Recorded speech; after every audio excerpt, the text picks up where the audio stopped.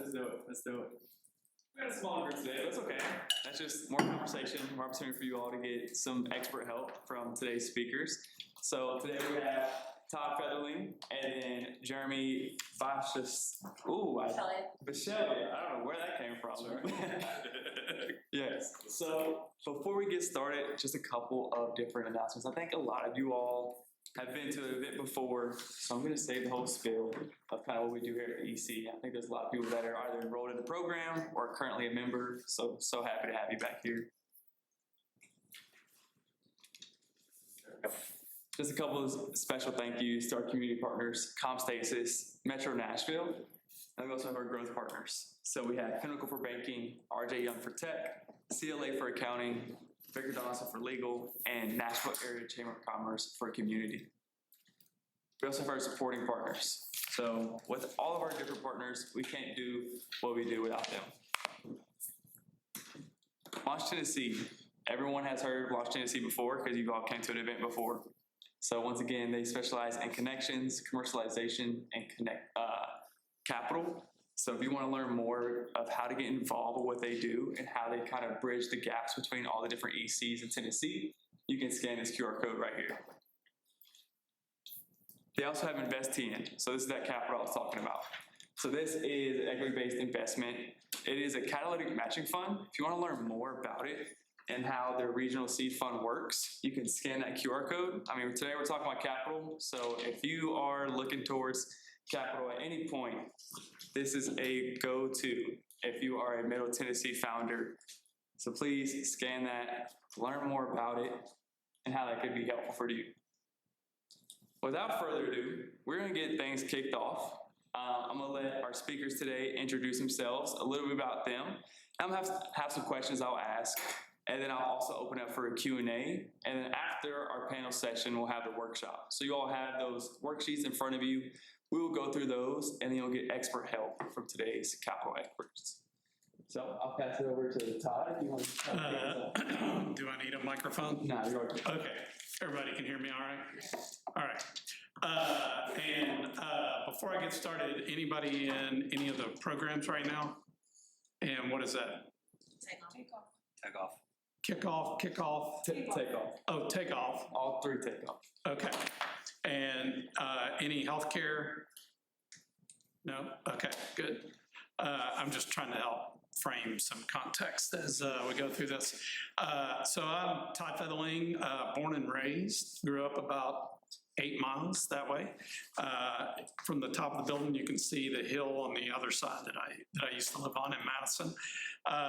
So truly born and raised here. It's the greatest community in the United States. I've been to all 50 states, so I can say that with some confidence. I've spent 35 years in healthcare data and analytics. I started off at Jewish Hospital in Louisville on the provider side, got hired by HCA. At that time, it was Columbia. And then we all moved back to Nashville, so I got to come back home, so that was awesome. And then worked for HCA for a while, and then I've had 5 startups over the last 25 years. I've sold all 5 of those companies. And so today's a fun topic to reminisce about the good, the bad, and the ugly. And there is the good and the bad and the ugly in every deal. So looking forward to what we talk about today. My name is Jeremy Bichelle. I'm also a native of Nashville, grew up here. It's a great town. I haven't been to 50 states, but I've been to a lot. So I enjoy travel and recommend it. I was in North Dakota last weekend. Anybody been there before? Yes? All right. Well, yeah. Bismarck, North Dakota, you don't need to go. So let me just go ahead and tell you, you can live a full life, and if you've never made it there, you still had a full, great life. But they're nice people there. But, we almost have a unicorn panel with 2 native Nashville. That's true. That's right. That's right. Absolutely. So I've been. I work in wealth management. I've been doing that for over 20 years. I started a beef manufacturer 10 years ago. After about 4 years, we decided we're not going to do this anymore. So we had an exit that wasn't Todd's going to tell you some really cool stories about great success. And if you want, I can tell you stories about what not to do. I kind of went into that. I had money saved up when I was 40 years old, and I had a good amount of money. So I was like, okay, I'm smart. I raised this money, so I know what to do. I know sales. I know how to do a business.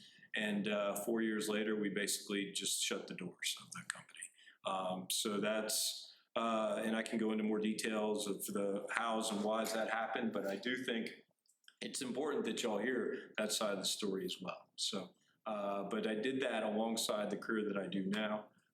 And so not to worry, I still pay my mortgage. I've got 3 kids. They're still living and breathing. So my wife stuck with me through it all. So I can tell you that things worked out just fine. But interested in helping and giving guidance and see what we can do to help y'all out. Thank y'all so much. Can I get a round of applause for our panelists today? Yes, very thankful for y'all coming in and doing this. It's going to be very helpful for the founders here as they, plan to exit or just think about that top of mind. And so I just want to get into a couple of questions, hear from you all as you all have experienced those exits. And so I'm going to start with this one. What were some of the earliest signs that it might be time to explore selling, whether market shifts, investor sentiment, or personal factors? For our exits, they were early on. Rick Scott, who's the former governor from Florida, now senator, was my business partner. So he liked to buy and sell like on a daily basis.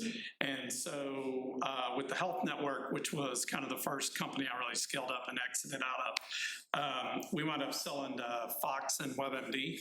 And we did this thing, an event, coincidentally, called the Live Birth on the internet. It was the first live birth on the internet. And it really changed the paradigm in the industry about how media viewed healthcare. And so they called us. So I would say that's a really good sign that you should sell, is when big companies call you. You should probably listen and take the call and see if there's any money to be had there. Along the way, we actually met with Jeff Arnold at WebMD about a year before and couldn't really structure the right kind of deal that we wanted at that time. So a year later, after News Corp bought half the company, WebMD came in and bought the other half. They paid way more money than they would have if they would have done it a year earlier, but it wound up being a little over $1 billion transaction between everything that got transferred between all 3 companies. So it was a pretty complex, interesting deal. Yeah, and I would say, just as a business owner, what you want to do is make sure that you have reoccurring revenue that works, and that you're not the only business owner, or like if you disappear, does the business disappear with it? So as you're looking to grow and scale, really what you want to do is have a team. And that if you didn't show up for work, or maybe you showed up late and left early, that the place would still be, would be in a good spot. So I would say that's probably the first sign for being able to look for a good exit.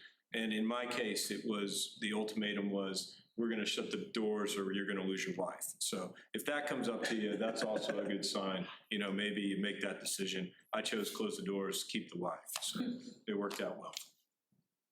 And I'm not sure if, I want to back up just a little bit. I don't know if I asked it, or not asked this, but if we covered it quite yet. Could you all go over a little bit of the companies that you've all exited so far?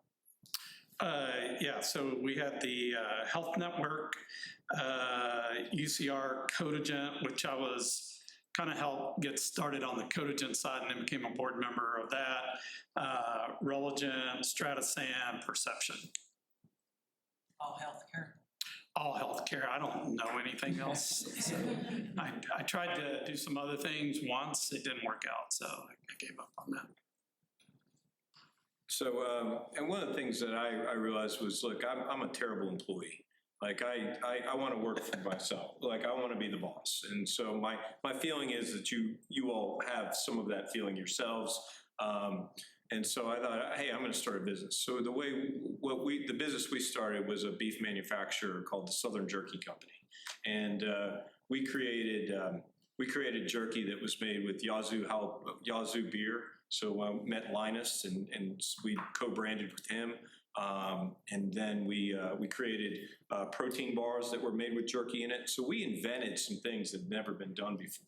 And the company was profitable. It was doing well when we closed the doors. The problem is that I was the owner. And if I left, then nobody wanted to buy a company and we wanted to leave. We didn't want to stick around. And so that was the problem. And the reason why I mention this is you can have good profitable businesses. You can have terrific running businesses that make money, but at the same time are worthless. So that's something to keep in mind. When I started the business, I didn't have an exit plan. I was like, we're going to have Southern Jerky businesses, franchises all over the country. And this is going to be awesome because I'm great. And, I can't be denied. And you'll see things on videos and YouTube like, burn the boats, like this is what you're doing. This is the last stop. This is the only choice. Well, what I'm proof of, hold on, maybe not, so just, I understand that belief and I understand that system of, hey, I'm going to do it and there's no other choice.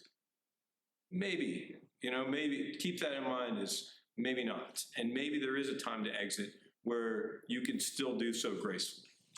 So Jeremy actually brought up a really interesting point. Has anybody ever sold a business before among you guys? Okay.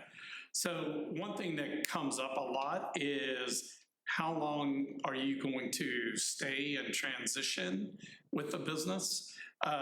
So Rick always taught me, take less money and get the hell out because you're going to be miserable. And that always stuck with me, and he was right, like he was about a lot of stuff. But the interesting thing was that somebody's buying your business because they think they can run it better than you and make more money. And if you let your pride and ego get in the way, you're going to start butting heads really fast, which I'm proof of. I said some not choice words to one guy who bought a business from me. We were in the boardroom and it got very tense. And I didn't like the way he was running the business. And so literally one day in 1 year, I got the hell out of there. And so I couldn't stand another day there. The opposite side is when we sold Perception to Huron, I didn't have any requirement to stay, but I stayed 2.5 years and I had a blast. Great company, great culture. They treated me well. More importantly, they treated my team well. 15 out of 20 of my employees are still there 3.5 years later. And so if you can find the right transaction and deal, that also is kind of a lot of fun post-closing. Getting the check in and all that stuff is exciting, but unless you're going to go start another business, go work for this company, go back into the workforce, like Jeremy, I'm not employable anymore because nobody would want me as an employee. I'd like to add to that. So as we're talking about, you're getting capital, what I would encourage you to do is wait as long as you can. Go as far as you can without, borrowing money or bringing venture capital in or private equity in, because they're going to tell you what to do. They're going to say, hey, they're going to come in and say, hey, we think you're great, and we think you're going to run the business fine, and all that. But they're putting their money into this. They're going to want to say into what you're doing. So if you can hold out, I would encourage you to do that as long as you can. Do you think that applies to all private No. capital? So like an angel investor, would you? So the answer is no. That doesn't apply to it's not universal. So Well, please. I don't mean like this here, but Yeah. if for angel investors, maybe don't or. So there's two different types of money. There's dumb money and smart money. Dumb money is, I just want your cash, leave me the hell alone. If you can find that, that's really good, right? Doesn't sit around often. Smart money is where you got somebody who can add some experience, whether they're an angel, a VC, private equity, anywhere along the continuum. I will tell you that the majority of the mistakes I made was not slowing down and vetting them as hard as they were vetting me. Because I would have probably seen more transactions. The other thing, I got mad at a couple of friends in one deal I was in where we took money from an investor. As soon as we closed and we had our first meeting with all the portfolio companies, two of my friends were like, "Oh, this guy's an asshole." And I went, "Oh, how about maybe give me the heads up before we take the money?" So I was always like, and that's why I said, like, do your diligence on the fundraising side and the exit side as well. If the company you're selling to have fired every employee that they've ever hired through a transaction, then you got to get your employees ready for that, right? And make sure that the transaction takes care of your employees like it takes care of the owner. Else they're going to be without a job and they're not going to like you very much. The majority of my employees at Perception were all employees that worked for me at previous companies, because I always saw my job as a CEO is to build wealth for my employees. And whether I did that through the health plan, through 401k, through a lot of different mechanisms like stock options and whatnot, they all got a big fat check whenever they walked out.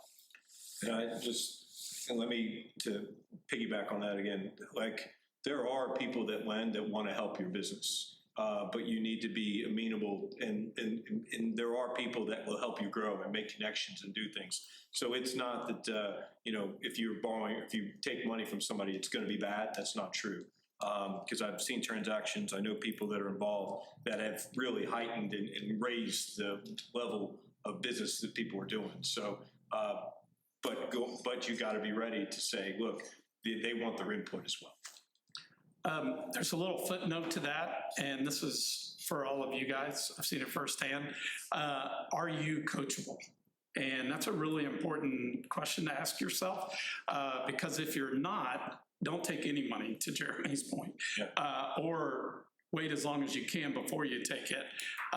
But if you feel like you're pretty coachable and you'll listen and grow and challenge and learn, and that's the kind of relationship you want to have, then that opens up a lot more doors. And we're going to definitely dive into that a lot more. One question I want to go to is, how do you decide between selling while momentum is high versus waiting for additional growth or proof points that you should start to sell or start to think to sell? I would say that's probably the art in M&A, that question right there, because I know a company right now that is scaling dramatically. They could sell today, get a really nice premium, and they haven't been open for a year yet. So the CEO though thinks his idea concept is worth $100 million. So he wants to make $100 million out of this thing. Well, and so with fundraising and everything else, right? If everybody know about cap tables, waterfalls, those things. So and this goes to sort of the same advice. I would start, if you think you're ever going to have a transaction. So obviously you've already taken the first step. So you came to the session, so you got in your mind somewhere, I want to have an exit at some point in my life, right? You already made that decision. You should go ahead and create what we call a clean room. And so we'll talk, you've got a diligence question for us later, and I'll talk about this as well. But after I sold Religen, I had a finance guy, Dan Foreman. And so from that point on, he worked with me in all my other companies. We literally started day one with a clean room that we could do diligence within a week. No matter what business we were running, how long, like Perception was 10 years, everything was structured in the clean room for sale. And even though it took us 8 years to get to a selling point, diligence took us less than 2 weeks with a very complicated transaction. And the other side was amazed. They were like, holy mackerel, like we've never done a deal that was this clean.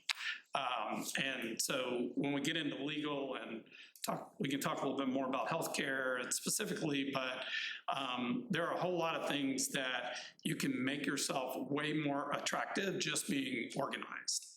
And if you're not the organized type, find somebody on your team that's complementary, that has those skills. Sure. Okay. So yeah, we'll definitely hop into that diligence question. So what preparation or documentation proved most valuable during due diligence? And what did you wish you had ready sooner? Or what did you have that was top priority during that process? And it's, I don't know, you're giving this to them later, right? Yeah. Through the workshop. There's a couple of things that will really help you get a higher valuation. Team structure. And everybody's going to moan at my next statement, but have job descriptions, have your HR stuff buttoned up. Let me tell you, like, if you don't have this area buttoned up, you can run into a bunch of landmines.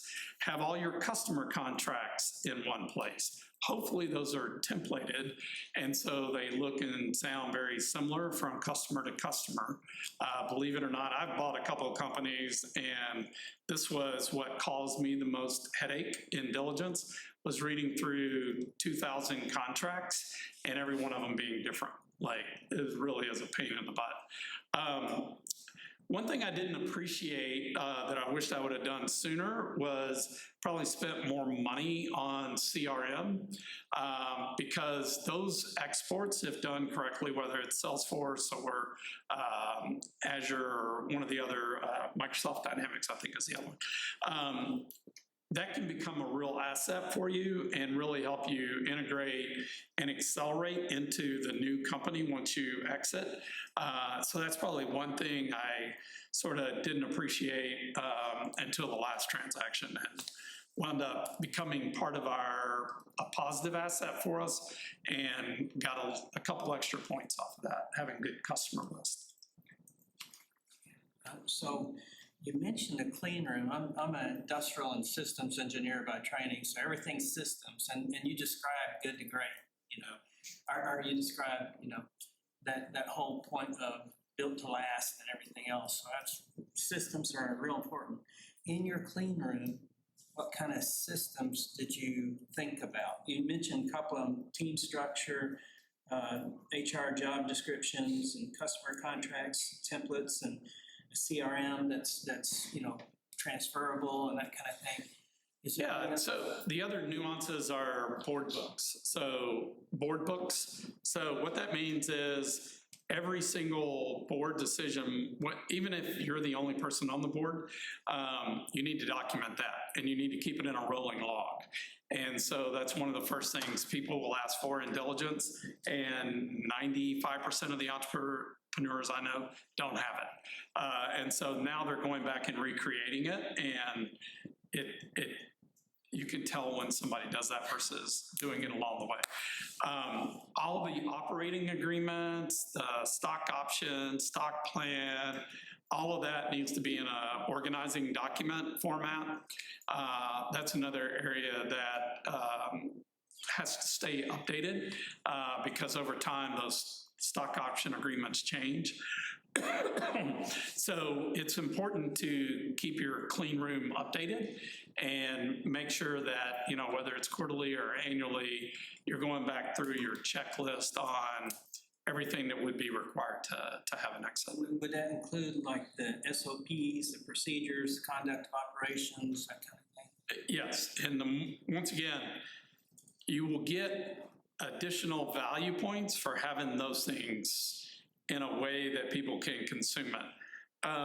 One area that I see growing that I don't think a lot of companies appreciate yet is around governance. And so if you have a governance policy on how you're handling data, customer data in particular, are you compliant with GDPR? Are you compliant with the state of California?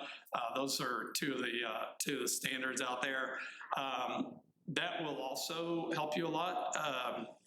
$2 billion company here on publicly traded company bought us, got into the data flow like the first week I was there, and I'm like, where's the governance policy? And I got that blank look of like, we don't really have that. And I'm like, all right, I gotta stop everything, gotta go create this.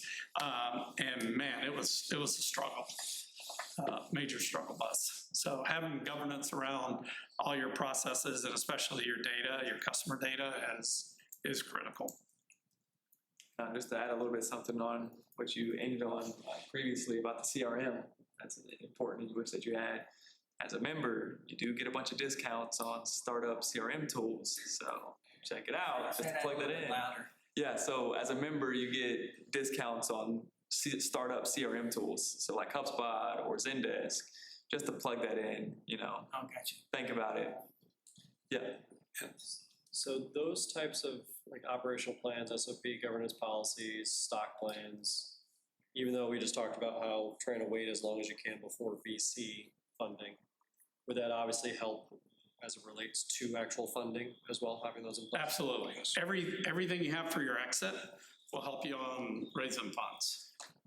And I would just say, know your numbers, understand your numbers, because that's the first thing you're gonna get challenged on. You may have a product that's awesome, or you may, know your business, but you need to know your numbers, because if you don't, then you're gonna get blown up. And that's a turnoff for any investor, is not having a good exact handle of how that works. And key metrics, to add on to what Jeremy said, if I could make an exclamation point, I would. I don't know how to do that standing up. But I could do like the 6-7 thing, which is getting really popular. Very good. There's a bunch of key metrics and numbers that you really need to know, like customer acquisition cost. I can't tell you how many people can't answer that question. And as an entrepreneur, if you're not walking around with that number in your head, like, shame on you, right? Your EBITDA, your margin, the total number of customers, active customers that you have right now, what's your annual recurring revenue versus one-time revenue. So we sold our business to a consulting organization, and they had not bought very many SaaS businesses. And so I spent most of my time educating them on why they should give me an 8 times multiple on my SaaS revenue, and they could give me whatever they wanted to on the consulting side, right? They value the consulting side more than the SaaS side, right? And so it's like this educational dance that you're having to do to get people to the right number. And probably before we end, one thing I would tell you, like every business I started, I thought was gonna be my last business, believe it or not. Now, 5 businesses later, I did start to think, like, what's my number out of this thing? Like, if Jeremy walks in tomorrow and says, I'll give you 20 million for this business, do I say yes? Right? And it's important to have that number in your head of what exit you would take today. And you should change that over time, right? So we land three more customers, my recurring revenue grows up. I'm looking for 8 times multiple on that recurring revenue. So if I can get to 10 million in recurring revenue, I'm looking at an $80 million exit. I mean, those are the mind game, number games that you want to play in this Monte Carlo simulation in your brain. When you're driving home from work, that's what you're thinking about.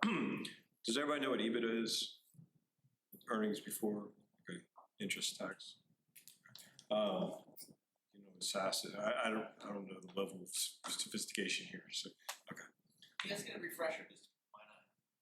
SaaS software. The EBITDA, just Okay. the high level. EBITDA is earnings before interest, interest, taxes, and depreciation. And amortization. Amortization, excuse me, excuse me. Yes. And so there's a net income number, and then there's an EBITDA number, right? So in addition to your net income, then we're gonna take off taxes, depreciation, amortization off of that, and that's how you get to EBITDA.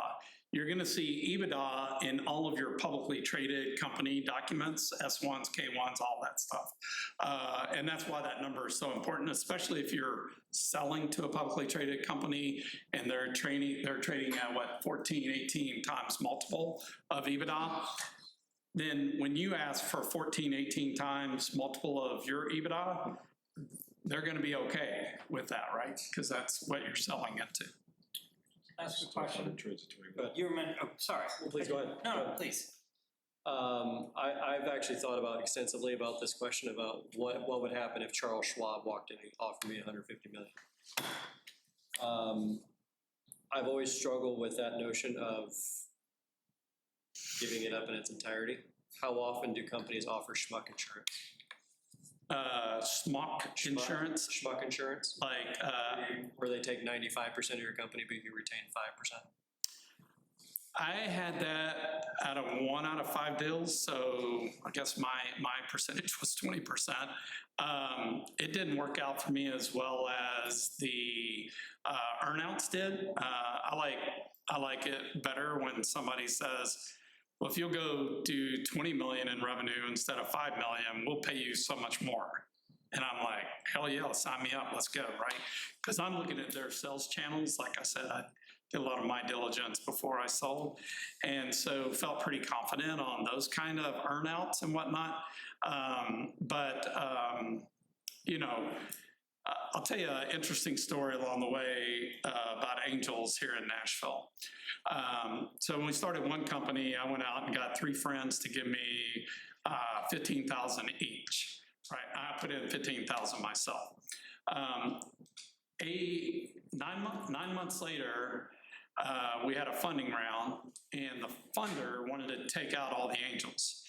So I went back and offered them 75,000. This was 8-9 months later, instead of 15.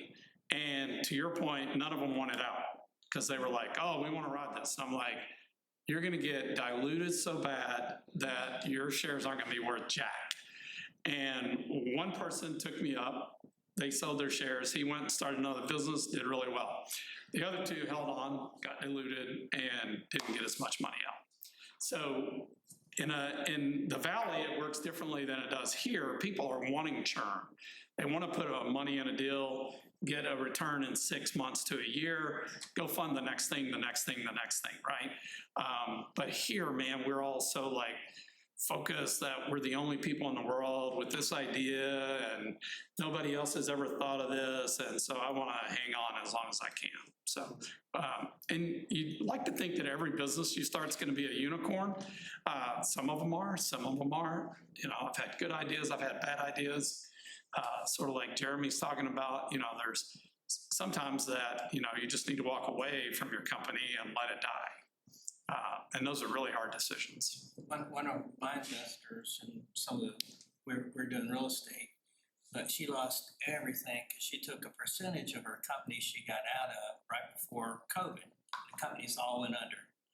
And so she lost, you know, she was no longer an investor in what we were doing. But, so there is that risk to that they management poorly. Yeah. But I mean, if, you know, I'm going to give you 145 million and let you keep 5. Sounds like a fun deal to me. You get to live the lifestyle you want to live, right? So Jeremy talked about his lifestyle during the startup, right? And I'm the worst example of work-life balance. I never had that. I work too much. But if you can design a lifestyle for yourself with the company, without funding, that's a lifestyle business that gets you to where you want to be. That's a place in heaven, right? If you take money, then you're going to be on a different track, and you're going to have to grow this thing and get those X times multiples out of it so that everybody's happy. That adds a lot of pressure to CEOs, believe me. And then, like I said, when you get ready to exit, make sure you get out of the business what you wanted out of it.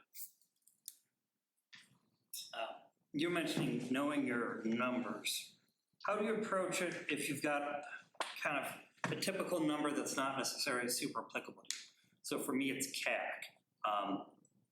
At 100% of the market domestically, it would be 414 customers. But similar to a lot of SaaS companies, right? You might get into, you know, one of 5 customers that dominate the market, and then you start selling more and more seats. Yeah. Right. How do you, so at that point, CAC, well, 5 people get you half the market. That might be low. It's the question of getting a number of seats there. How do you try to present that sort of a thing? If someone's like, what's your CAC? And you're like, let's talk about a different number. Well, I think that's where, remember I talked about education and learning while you're going through this process? That's a great example of it. So case in point, anybody familiar with Thompson Machinery out in Smyrna? D. Thompson out there, like it's a 5th generation business. He has probably 25, 30 customers. They spend $100 million a year with them. So he's real okay with having 25, 30 customers.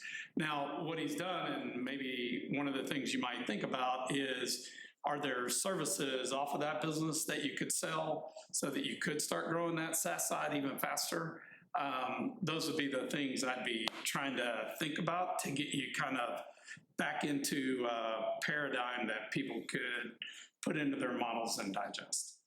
Okay. But ultimately, we should probably talk about sort of different kinds of valuation models. There might be multiples on revenue, multiples on earnings. SaaS base for sure is going to get valued on a multiple of revenue. Consulting is usually 1 and 1.5 times the amount of revenue that you have in consulting. So there's a lot of sort of parameters that you can get into. A traditional business would use a discounted cash flow. And so they look over your last 5 years, put all these numbers in, and it would tell them how much to pay for you based on this discounted cash flow. And so whatever business that you're in, it's gonna have to sit inside of some financial model that they can play with and understand. Okay, thank you. Aaron, what all did I miss? I'm sure I missed a lot. No, the discounted cash flow, I mean, you're counting on, you've got to model out what your future growth is. So there's got to be a way to do that.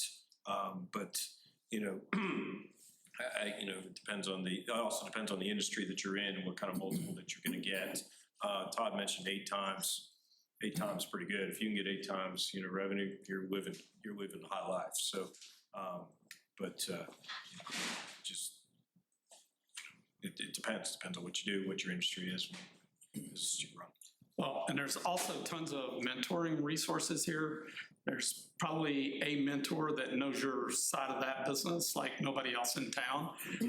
Seek those people out, even though it might be in a different industry. If they have similar metrics, like pick up the phone, call them, go sit down, have coffee and say, how did you deal with this? Because Kelly, we've found that over and over again. Like it's pretty easy to put you in touch with somebody here in town that's done that, or outside of town. That's right. Definitely use that network. And- And I learned from the lessons of the other. That's really what I did. Got coffee with every entrepreneur in town. Tried to learn a lesson from them, and I wrote that. And I'd say is, I may not have, Todd's got some great answers. I have some decent answers, but I can tell you what is, I know a good amount of folks that can give you better answers. So if part of what I do is connect people. I'm happy to make introductions if that will help you, depending on your industry. I may know somebody, or chances are either Todd or myself can help you out with that. Thanks. Yeah, I've got a kind of weird, unique situation. Sure. I'd love to reach out about it. Please. Yeah. Thank you. Maybe not unique, but unusual. They're unique to you, so they are unique. I have a question so how do you manage different expectations among investors, specifically maybe tied around valuation or timing of the exit? Another great question. I usually like to do that up front. Anybody married? Okay. 2 weeks. All right. So, you need to talk about, before you get married, finances, kids, where are we going to live, what are we going to do, those kind of things. Same thing with investor.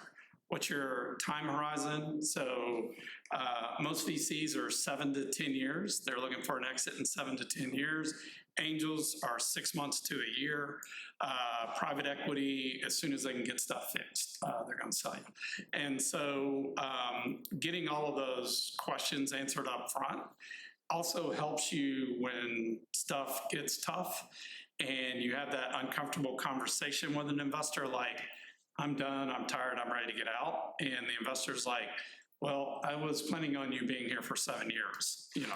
you've already had the conversation. So it's a little easier for you to say, well, I've got Jeremy, my COO, he's ready to take over the company. We have all of our processes buttoned up. We got all of our momentum and everything else, and we can transition to a number 2 and keep the business going. What if an investor disagrees with your valuation of the company? You tell them to go to hell and move on. No, you're going to fight about valuation as a business owner. You're going to fight about this in your own mind and in public and with investors or with strategic allies that you eventually want to sell to. It's the constant conversation point, always. So the more comfortable you get with it, like, here's my number, here's what I want, and here are all the industry comps, like the last 4 businesses sold in this industry got this kind of return, and I wouldn't sell for less than that, right? I mean, if you've got evidence that suggests that. So one thing we didn't put in the comment or the questions that we probably should is like business brokers, like Brentwood Capital, Tom Wiley. He's one of the best people in town to go sit down with and just pick his brain. He has seen every kind of deal that you can imagine: tech, healthcare, manufacturing, family deals, structures. And so that's where I get back into like resources to help you out and have somebody who's seen that situation 20, 30 times instead of 1.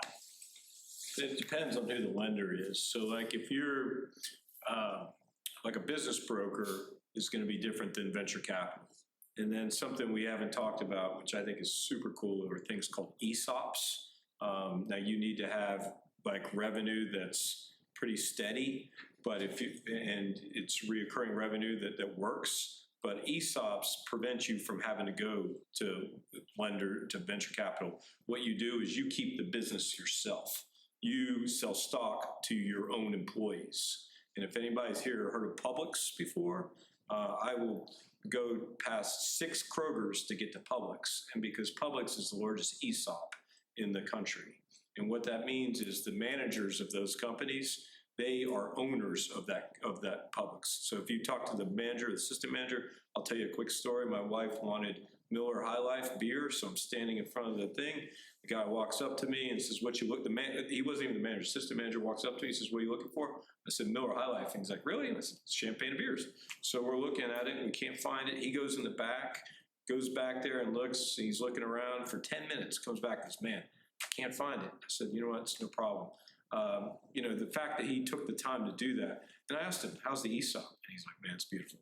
The guy's been with the business. He's been with Publix over 20 years. He's not even the manager of the place. He's the assistant manager, but he's going to be a millionaire when he retires. And that's what motivates folks. So it's something to keep in mind. I'm not saying that this is not applicable now, but it is something that the government has created. One of the good things they've done, regardless of party or whatever, is they continue to make ESOPs more available and more easier to use and apply to a business. So, yes, sir. Don't a lot of VCs now, not necessarily require it, but like to see that a startup has an ESOP plan to hire other chief officers within a company? Maybe not ESOPs as much as equity grants and or stock options. Yes. Absolutely. So venture capital doesn't want to see an ESOP. Because an ESOP, well, it's not that they won't do it, but an ESOP, basically what you're doing is you're borrowing against your own assets, and the seller can sell part of the business to the ESOP and get paid. They can get paid interest on their loan that they give their own business. But what you're doing is you're creating independence without having to use venture capital or private equity, that type of thing. So I think what you're thinking of is the SARs, Yeah. like stock appreciation rights and different things like that. While we're on the top of the team. And just so you know, like, you can get so creative on the accounting side, on that side, Yeah. and really set yourself up for 2 things: success financially, but control. So that even when you, like Jeremy said, the longer you can kind of push off the fundraise allows you to have more negotiation strength on how much control you want to give. Yeah, if you're asking for money right out of the gate, you better be coachable, like Todd said. But if you can hold out, and wait, it gives you more leverage. It gives you more opportunity to make better, more controlling decisions. There's a really good example of an employee-owned company, SAIC, and I was one of the early members of SAIC, but if, there's pros and cons of that too, because there's a control side and then there's the finance side, right? Yes. And so they have different levels of control of that, but the financial side, people did really well until they went public. And they were like, they grew from 3 people to 50,000 consultants by the time I left. Nice. If we do this next year, Kelly, we should have an IPO session. Like, We should. it is the most miserable process and most exciting all at the same time. I really do think that would be cool because this is something that I know nothing about. And if I were in that position, I would have no idea. It's a blessing and a curse. I have not gone through this, obviously, Todd has, but basically what you're beholden to your shareholders, and you have all kinds of reporting now that you're responsible for. Now you get a check, but you gave up a large portion of your percentage to banks, to investment folks, to those things. But you made money, you did great, but is it worth it? And those are the pluses and minuses that you've got to kind of weigh. And then when you miss your quarterly earnings, your life sucks. Yeah. And in quarterly, you can only lie for 3 months because, they're going to find you out in 3 months because each quarter you're going to report. And that's, so every 3 months you've got to meet with your investors and explain what you've been doing for the last 3 months. And don't be so cavalier that you think you can run a publicly traded company. You need somebody on your management team that's lived in a publicly traded world, has the investor acumen, the financial acumen. It is a whole different world, but it's the unicorn status that everybody thinks their business will become. So speaking of like the team member side thing, I had a question about that. So whether there's a team member that has equity, stocks, a general employee, whatever. So during that time of a potential sale, how do you kind of reassure them during the process of because they're probably uncertain exactly how it looks for them. So is there any typical standards during that process to address them about it? Yeah, so I had, I'll tell you a bad story. I had an employee, was awesome sales guy, loved the guy, he was doing all the right stuff. We went to sell and he just fell off a cliff. He's like, what? Like every 5 minutes coming in my office, what does this mean for me? I'm like, just chill out. We'll get all the details worked out and we'll let you know, but there's gonna be revenue and a big check in your future. It's okay, just chill out. But he couldn't handle it. He wound up quitting. Before we got the deal done. And so it wound up being really bad for him. And just because he just couldn't calm down and just hold on and wait for the details, right? Had another company that I was on the board of, and one of the employees came to me 6 months before we were gonna sell that business, and he wanted to cash out his stock.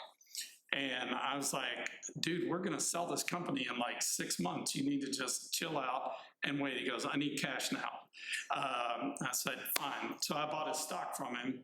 I made 4X in 6 months on that. And, I was like, it's a good thing for me, but I didn't want to, but also he needed cash. And so everybody finds themselves in all these different worlds. Most important thing is to have a communication plan. It's another thing in my clean room that we have is upon X, Y, and Z. X being we just did something bad and endangered a patient. What's the crisis communication plan look like? We're gonna buy a company. How are we gonna buy this company and execute on it? Or we're gonna sell the company, and how do we do that? So I always have these communication plans And I share it with employees. I'm like, hey, if this happens, here's the process. We're gonna get a indication that there's interest. We're gonna go back and forth for 6 to 8 weeks on valuation. We're gonna eventually get to a number. Once we get to a number that everybody agrees is fair, then we're gonna start the legal documents, and that's where it's probably another 30 to 45 days just to get through all the legal documents, right? Any one of those numbers can go up and down through that process. So like we had one time where we sold a new deal while we were in diligence. Well, I went back and I upped the price. Company didn't like that. But, you know, I need to get paid for the value that I bring, right? They eventually compromised and gave me a little bit more, so that was a good thing. And then there was another time where I was on a commission plan for myself, and wound up I didn't get paid on about $100,000. Well, that was really bad, right?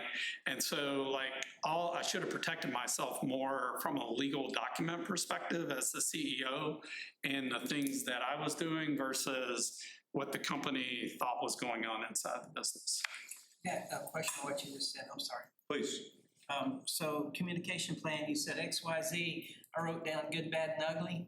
Is that what we're talking about? Yeah, ugly being like you hurt somebody and how are you gonna respond to, you know, the good being we're gonna sell and, you know, and you probably ought to have a communication plan if everything goes bad and we have to close the business down.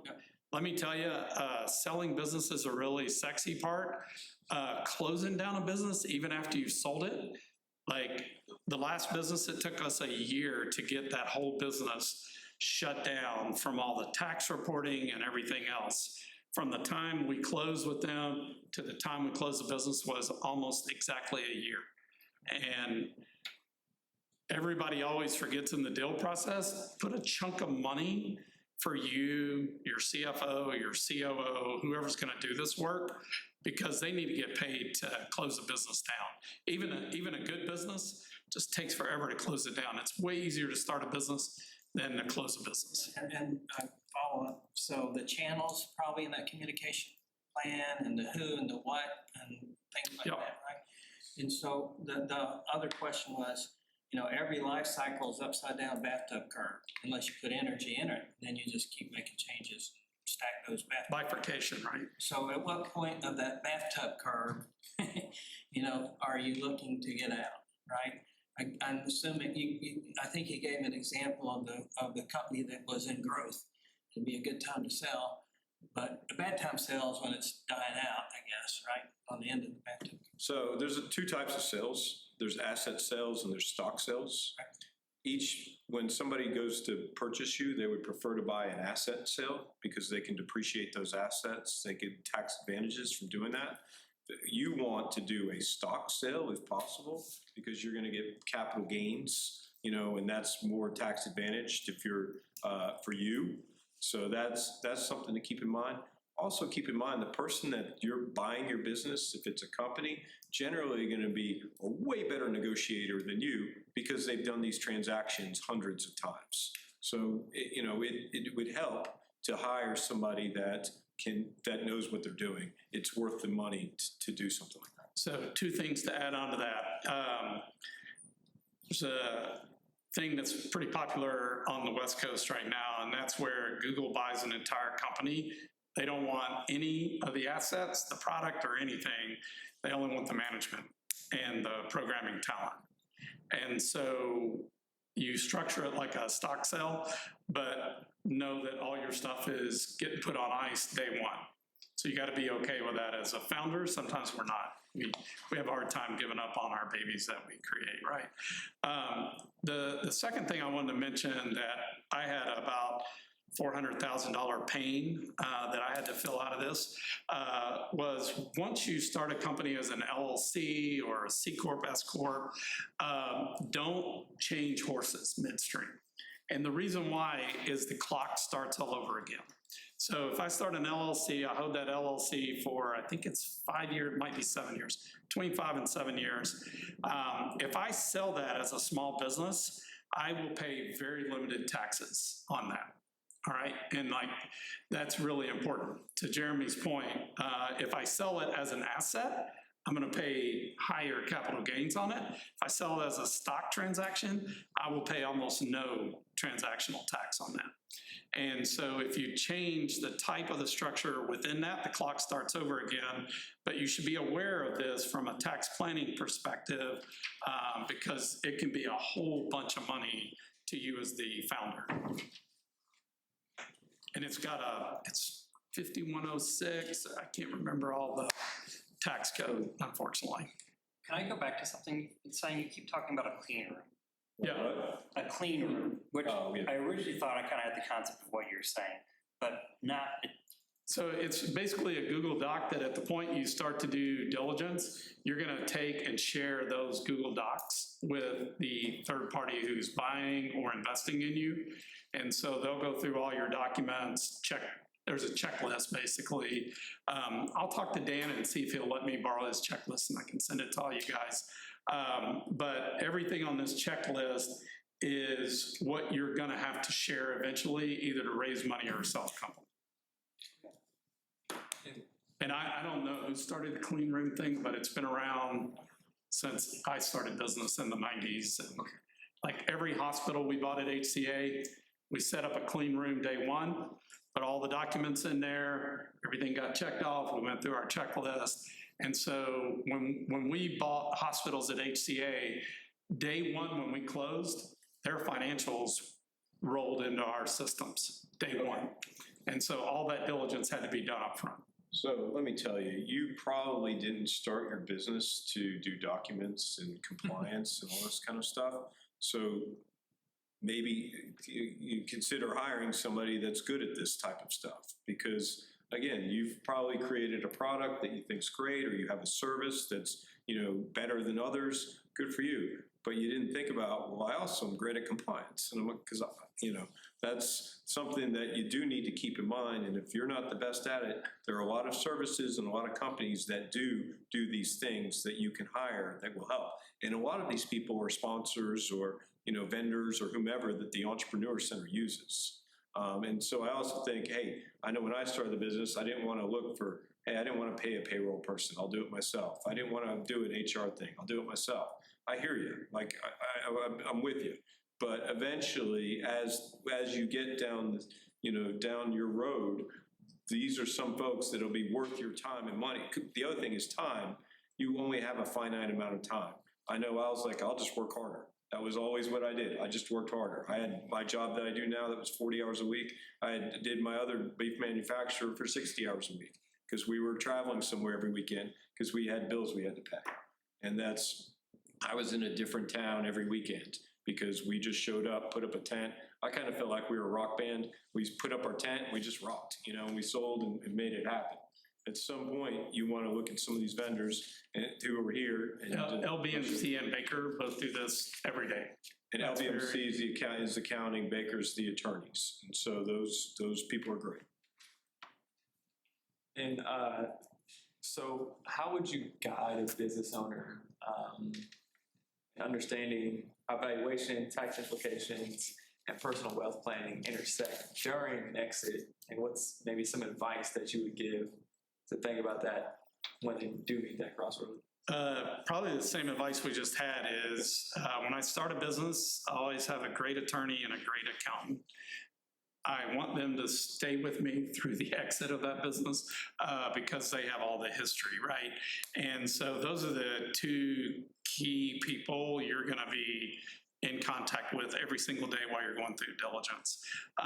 So that's a really, really important relationship to get established early on. Finally, a question that I forgot.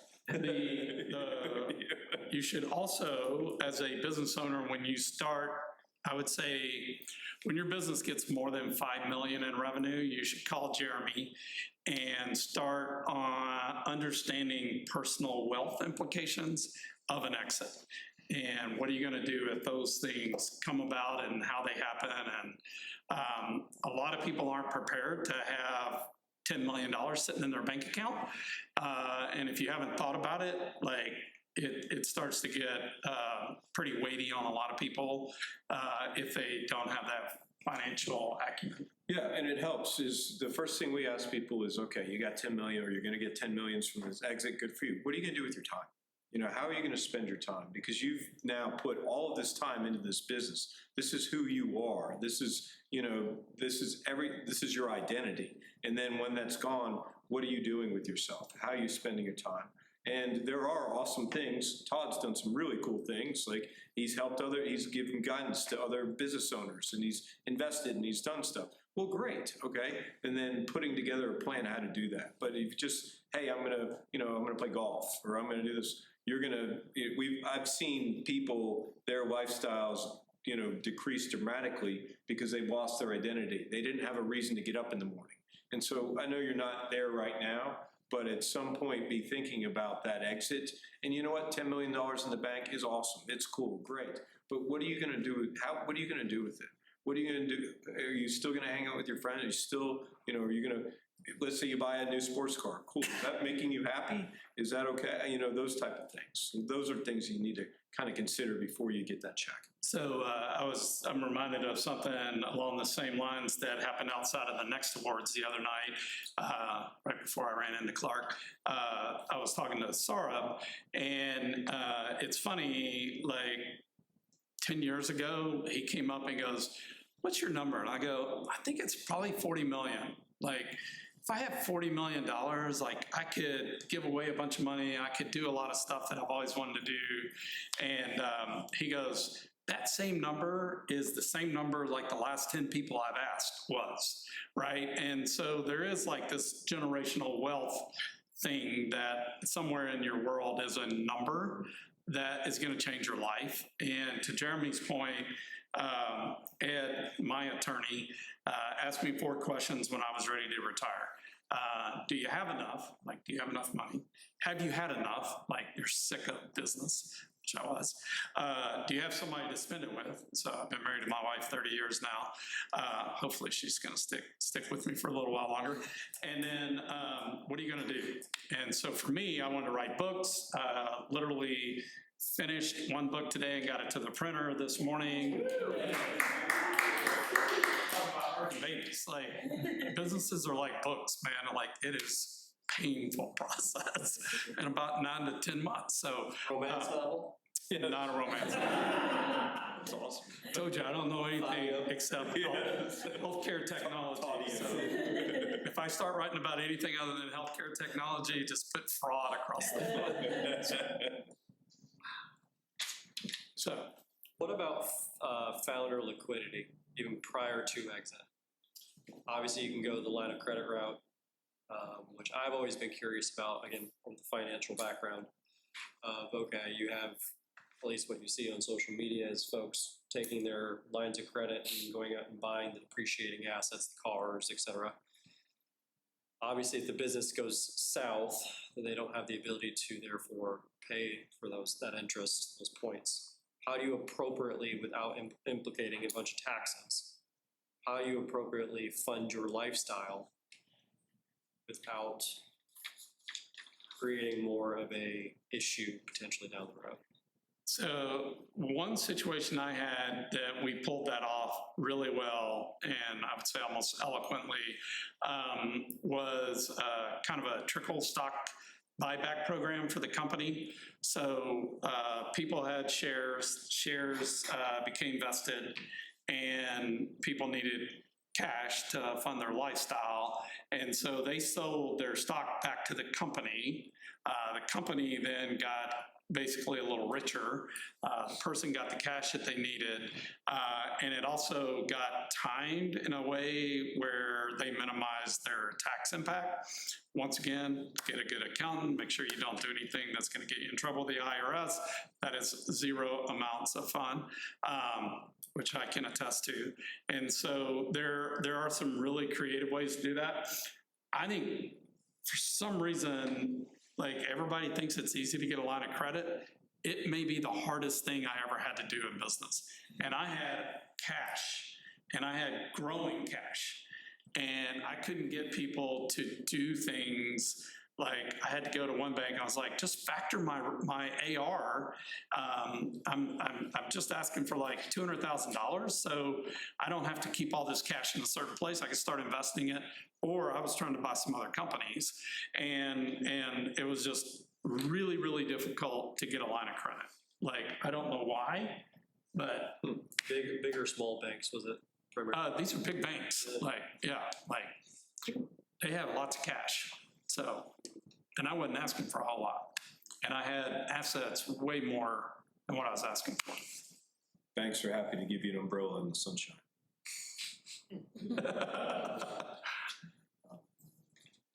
They're hard to deal with, but they'll help you when they can. There's ways to structure it. You create stock, you can create phantom stock, you can do different ins and outs of your ownership. Public companies, you can borrow against the stock. That's how Elon Musk bought Twitter, is he borrowed against his Tesla stock. So there's different ways to do that. There's also two really interesting capital things here in town you should be aware of. You just talked about it in the intro. Launch Tennessee is one. Go talk to them early and often. Two is the SBIR grants out of the state of Tennessee. Those can be very helpful and they're non-dilutive. And now, before I let you all kind of dive into any of the more questions that you'll have, I know we've been asking them kind of throughout. If there's one piece of advice, I know we've talked about a lot, tons that we went through. If there's one piece of advice that you could give to the founders during their exit, what would it be? Get every nickel you can out of these people. Fight for yourself. I didn't always do that. Sometimes, like especially with Rick, he would fly in, have the conversation with the investor, like Rupert Murdoch, and I'm sitting out in the office way, I'm not part of the conversation, and I probably should have fought harder to make sure I was in the room to protect me and my employees. It got easier whenever I was in control, right? And I'll go back to the communication thing, like making sure you have an open line of communication with your employees is kind of a two-way street, right? So giving them some information, enough so they're educated, but not enough that they're overwhelmed, right? So most employees have no idea about 90% of what we just talked about today, like company structure, stock asset appreciation schedules, like all the other nuances of a deal. So you can wind up overwhelming somebody pretty quickly if you're not careful. But everybody wants to know what's in it for them. And so you need to give them enough information to get them comfortable that they're going to stay involved with you. Because if all your employees leave before you do a transaction, your value is going to go down really quickly, right? Unless they were looking for synergy, quote unquote synergy, to fire everybody. One other little nuance to think about when you're selling is leases, like office leases. I sold one business. They made me keep the office lease as my part of the deal.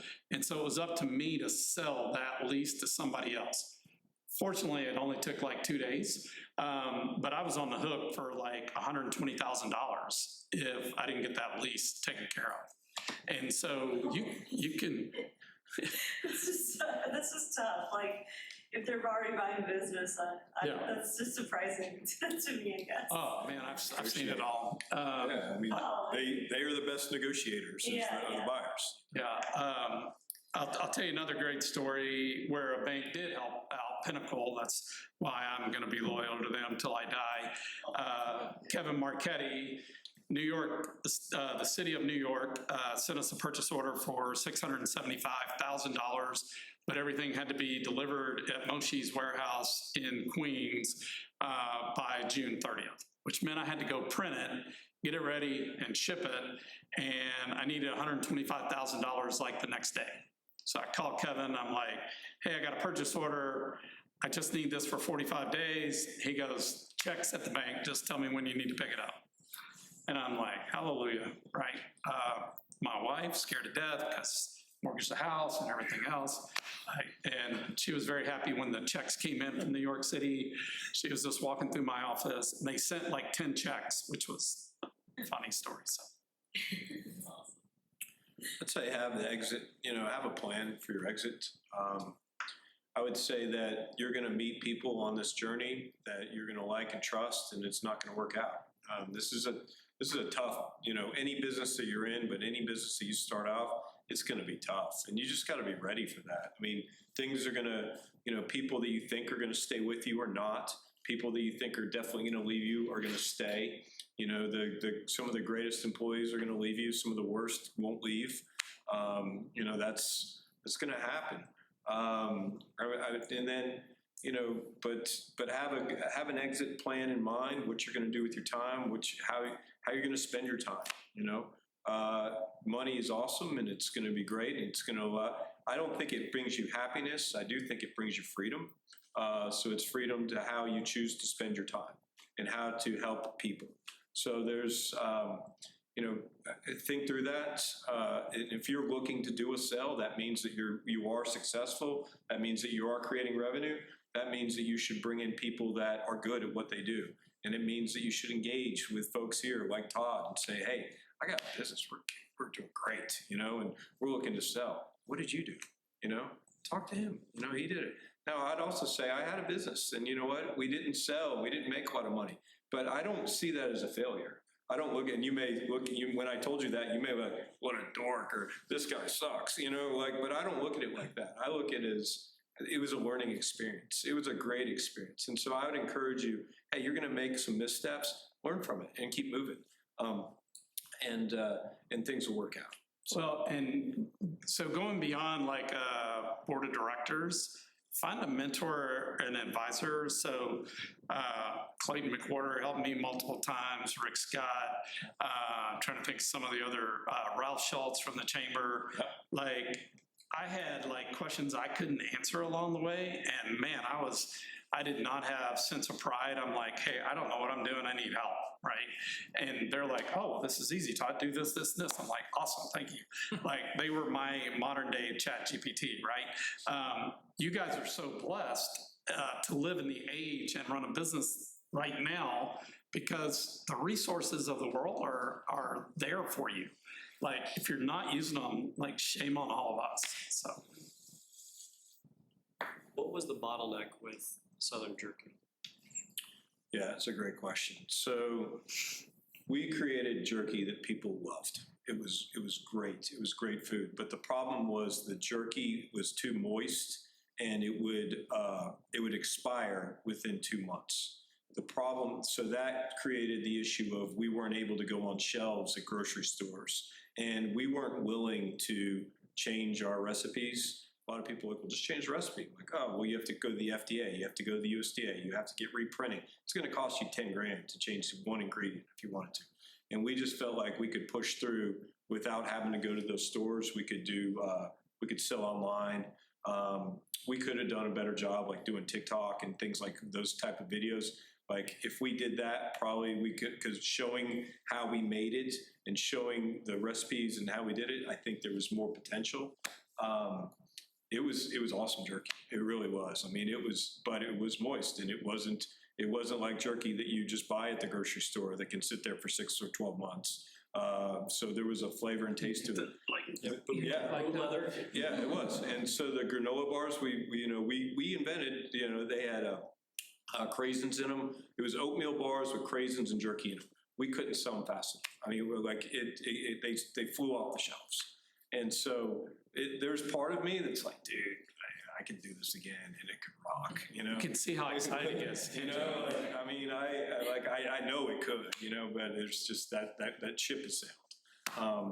And it's kind of like I had a band in high school and we were awesome. But you know what? The guys went to college and it's like that year. I wish we had one more year, like that kind of thing.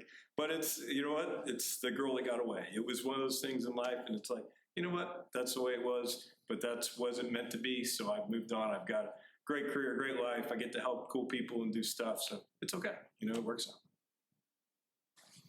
Any more questions before we get into the workshop side of things? Yeah, one more final one if I can. This is more on the IPO side of selling privately or going the IPO route. Obviously, there's an element of the personal side of where you're at in your own personal life. But it's the pride side of being able to try to take down larger institutions. But what is there a determining factor or value of selling privately or letting it ride and going the IPO? So If that question makes sense. it does totally. There is a magic number, and it's margin and momentum over probably 5 to 10 year horizons, what you got to look at in the IPO world. And so I just had a conversation with a family member on the way here, talking about net present value of money.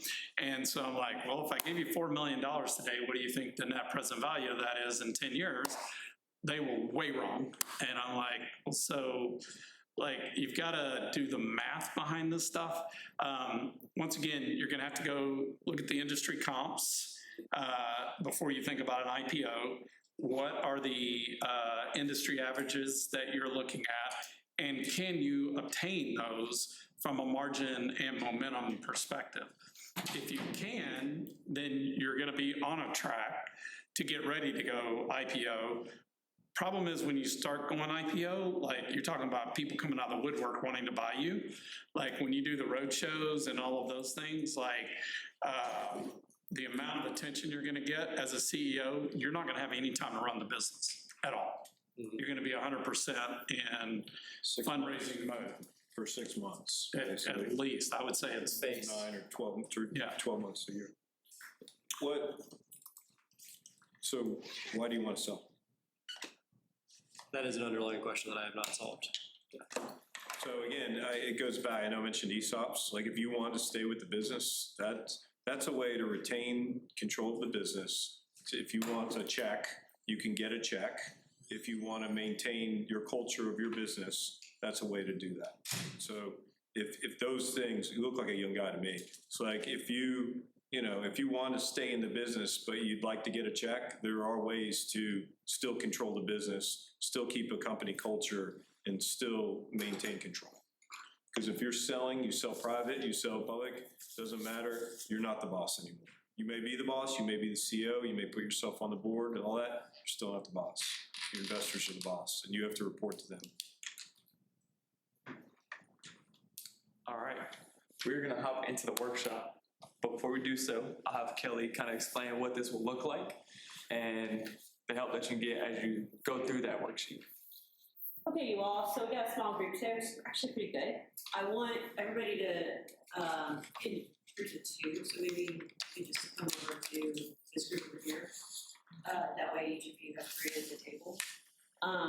And what we're gonna do in these groups is, I'm gonna give you all maybe 5 minutes to go through this worksheet and just face value. Check off, started, not started, finished for each thing. And then you check off, started, not started, finished for each thing. Talk to your group. I'll put a timer on to give you all some time to fill it out first. But after you fill it out, talk to your group. And I want you all to just sit down and talk about one of these sections. We're not gonna have time to do all 3 of them, but whatever is most compatible with your group, it might be legal, like most everybody, to talk to the 2 other people. If everybody has a C Corp, for example, and you're in year 2 or 3 of your business, maybe legal is a good place to go. But if you're pre-revenue and you don't have that stuff set up yet, you're not finished with most of that, go on down the narrative and just talk about your growth story and your vision and your buyer persona. That might be just where you are right now in your thinking. So I'm gonna give you all about 5 minutes to fill it all out. And then when we're done, the rest of the workshop is essentially a discussion with your other group members on where you are and what you think you need to do next. And then I'm gonna have Todd and Jeremy come visit you at each group, and so that way you can ask some questions, kind of close up. Go ahead and turn the timer here. Go ahead and turn the timer on, and let's start with. Let's press the wrong thing. Let's start here. take a little bit of time, fill it out, and then I'll tell you when the timer's up.